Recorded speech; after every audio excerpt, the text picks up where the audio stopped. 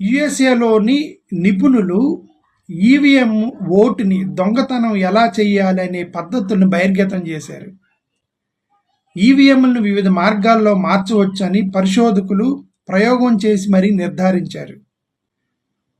2011లో Pennsylvania అంటే యుఎస్ఏలో municipal మరియు రాష్ట్ర ప్రైమరీ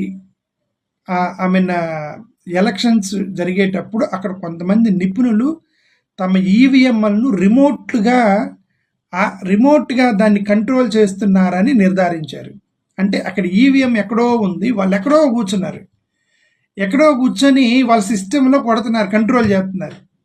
అక్కడెక్కడో ఈవీఎం ఉంటే వీళ్ళ సిస్టంలో ఎలా కొడుతున్నారు, వాళ్ళు వెళ్ళి పట్టుకుంటే సిస్టంలో కొడుతున్నారు అనేది అతను రాసిన ఆర్టికల్. ఓకే, రిమోట్ కూర్చొని కంట్రోల్ చేస్తున్నారంటే రిమోట్ కంట్రోల్తో కాదు, సిస్టంలో చేస్తున్నారు.